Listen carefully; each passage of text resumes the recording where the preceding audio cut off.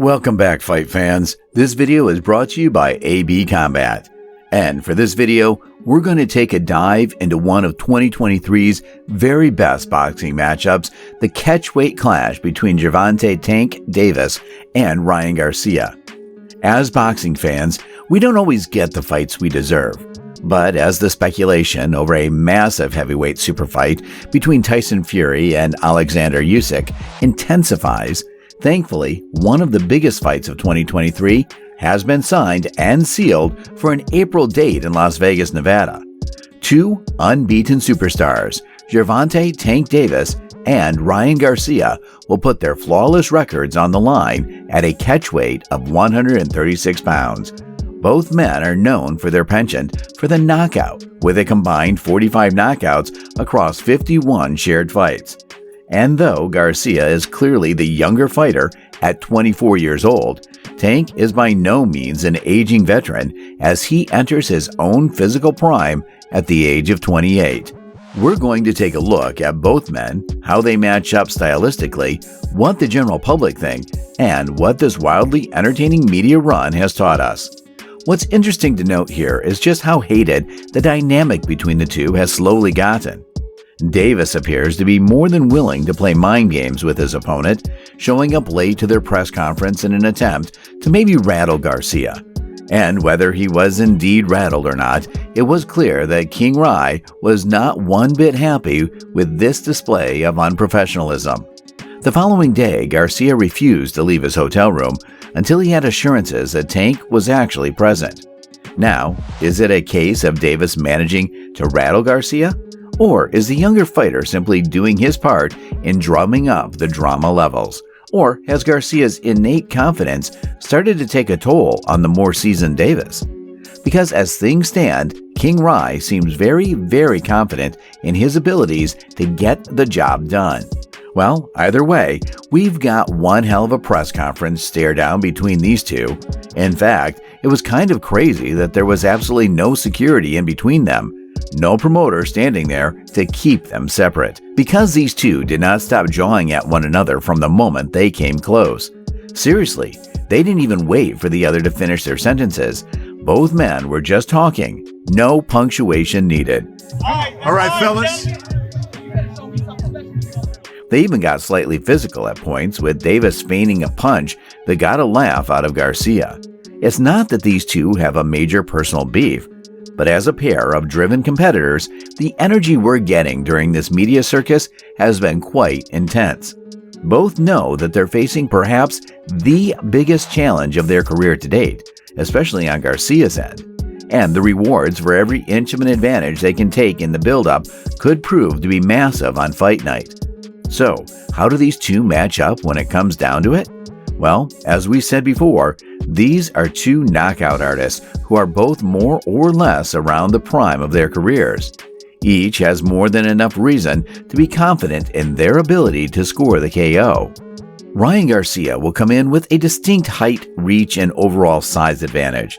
Tank has done the majority of his best work as a super featherweight, and in stepping up to take on Garcia, he will give up 4 inches of height and 3 inches of reach. One could also argue that the speed advantage will pretty clearly favor Garcia.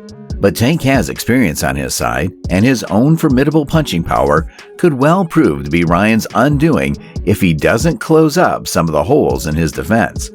Ask Garcia himself, and he will tell you that his defense is more than enough to stave off a puncher like Tank. But in his 2021 outing against Luke Campbell, we saw exactly how bad things can go for Garcia if he leaves his chin out there. Campbell was able to drop King Rai in the second round, forcing him to dig deep, and if there were any doubts over his ability to deal with adversity, he answered those critics with a thunderous response, delivering a crushing body shot that got Campbell out of there in round 7.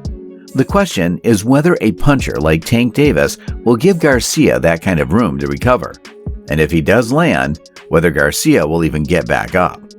Gervonta definitely has a style that is difficult to prepare for, and as he figures you out, he begins to set traps, eventually exploding for the KO shot with little to no warning. For a guy like Garcia, who has been hit in the past, every second he spends in there with Davis could well allow his opponent to make reads.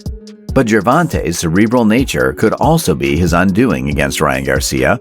Those long periods of minimal activity could well allow Garcia to find and control the range as his opponent potentially drops some early rounds to try and get a blueprint on when to strike.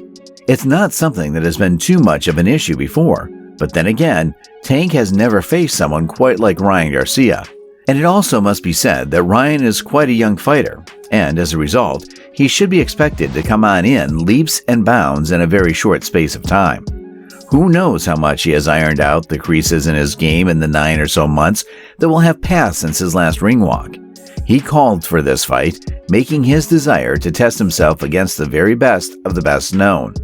Davis accepted, and we ended up getting this matchup. Will it be a case of too much too soon for the rising Garcia, as Tank makes the very clear difference in experience quite noticeable on fight night? Or will this be a stunning coming-of-age performance for the youngster as he answers his critics in one fell swoop, taking out a pound-for-pound great in the process?